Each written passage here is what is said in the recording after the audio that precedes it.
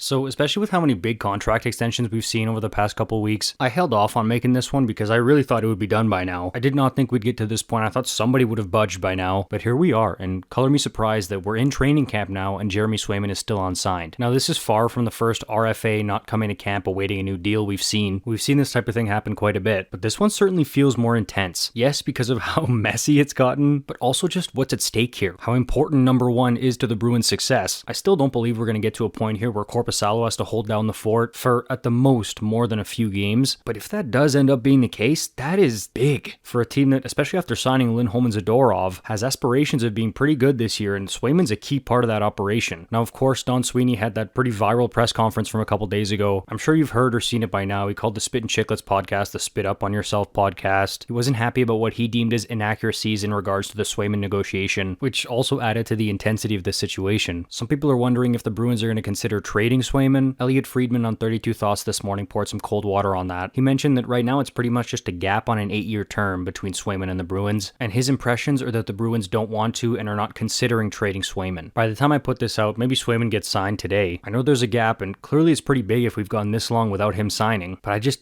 don't see how this doesn't get resolved relatively soon. There's that December 1st deadline. If he doesn't sign by then, he can't play the season. But what a saga this has turned into. I mean, the Bruins put all their chips in on Swayman by trading Ullmark, who won the Vezina the year prior. When they did that, it was like, okay, Swayman's clearly the number one guy. He already was through the playoffs anyways. It was clear where the Bruins' heads were at in net. Swayman's your clear number one, and korpisalo's your backup. And it's still in all likelihood going to shake down that way, but man, you see how pretty risky it was to trade away Ullmark before either getting the Swayman deal done or at least knowing that you were close. I don't think this team can afford to have a William Nylander 2018 situation here where this gets dragged out to December, November. Yeah, maybe with a winger that's okay, but not with your clear number one goaltender that you just traded away a Vezina winning goalie to give the keys to. And some people in Boston are turning on him is the wrong word for it, but not super happy with Swayman right now. Felger and Maz on their show the other day called him a crybaby with delusions of grandeur. So there are some who are upset at Bruins management for how they handled this, maybe by trading Ullmark too early and giving Swayman too much leverage. But there are also people not happy with Swayman here, and probably quite a few people who don't like how both sides went about this. It's just turned into a big mess, and I hope it gets resolved soon. Again, Swayman was a talking point all summer, but I didn't discuss it because I was like, okay, they're far apart right now in contract negotiations reportedly, but this is their number one guy who had a great playoff performance. They're rolling with him. This is going to be done before training camp. But now it's dragged for this long. It's become heightened, and the pressure's really on with this now. At first I was thinking, wait, this is kind of like the Halak-Price situation in 2010, except no, it's not, because Halak never won a Vezina with Montreal before they let him go. Price was an RFA that offseason like Swayman is now, and he went unsigned creeping up into September, but they got it done ahead of training camp. We'll see what happens with this. I'm certainly watching very closely. Still thinking Swayman's going to sign here, but Bruins fans, how are you feeling about this now that it's been going on for a few months? Where are you at with this basically? Give me your thoughts as usual. Thank you so much for watching. I'll see you in the next one. You're awesome.